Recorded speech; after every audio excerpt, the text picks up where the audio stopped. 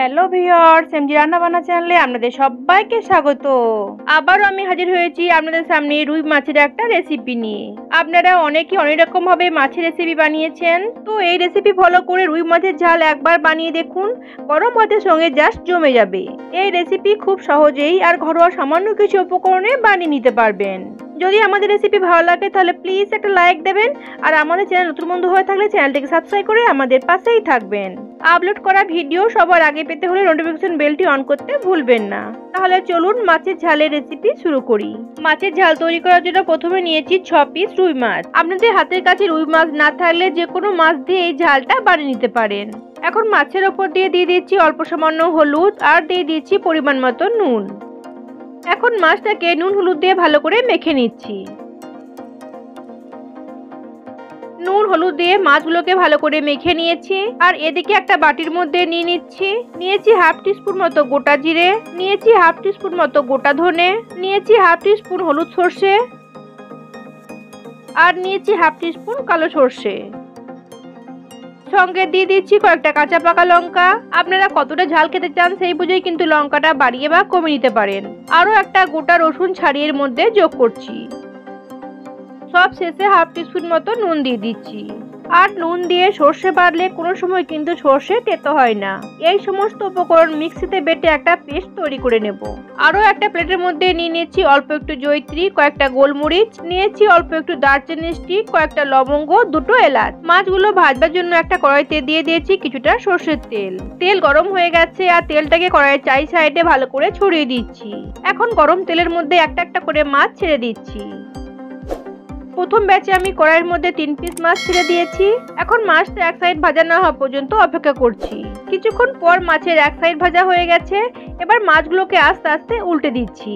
মাছগুলোকে উল্টে দিয়ে আরো কিছুক্ষণ অপেক্ষা করছি, যাতে করে মাছের এই সাইডটাও ভালো করে ভাজা হয়ে যেতে পারে। আরো কিছুক্ষণ পর দেখতেই পাচ্ছেন মাছগুলো ভাজা হয়ে গেছে। আর এই মাছগুলো কয়েকবার উল্টে পাল্টে একটু কড়া করে ভেজে নিয়েছি। এই মাছের ঝালে মাছগুলো একটু কড়া করে ভাজলে খেতে ভালো লাগে।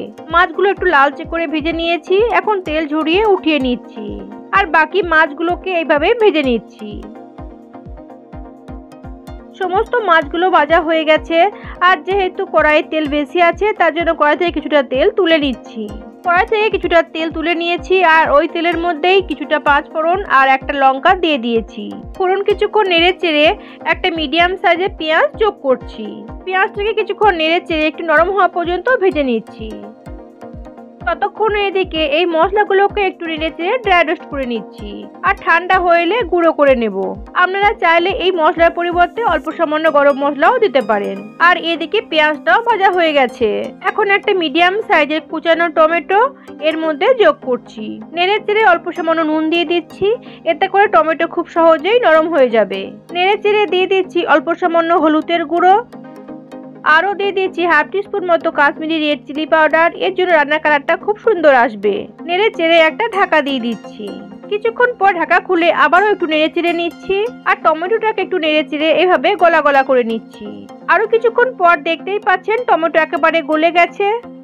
এই পর্যায়ে জিরে, ধনে, লঙ্কা, সর্ষের পেস্টটা যোগ করছি।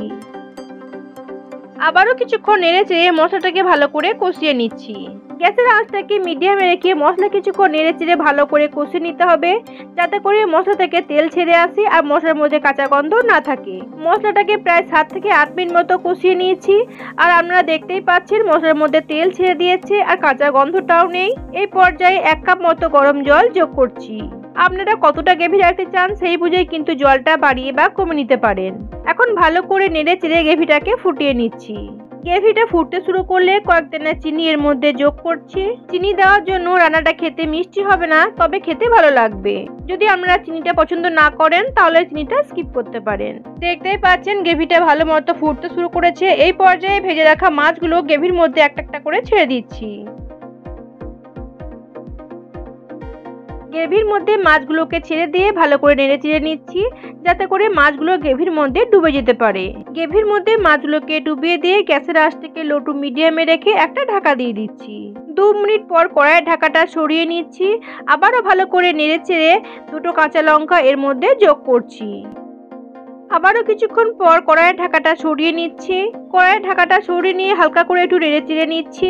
যেহেতু মাছগুলো নরম হয়ে গেছে তাই খুব বেশি নাড়াচাড়া করা যাবে না। এই পর্যায়ে আগে থেকে ভেজে রাখা মশলাটা গুঁড়ো করে যোগ করছি। আরো অল্প সামান্য কুচানো ধনেপাতা যোগ করছি।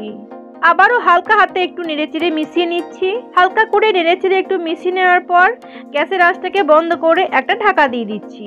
আর 2 থেকে 3 মিনিট মতো স্ট্যান্ডিং টাইমে রেখে দিচ্ছি। কিছুক্ষণ পর কড়াইয়ের ঢাকাটা সরিয়ে নিলেই তৈরি হয়ে গেল গরম গরম মাছের ঝাল।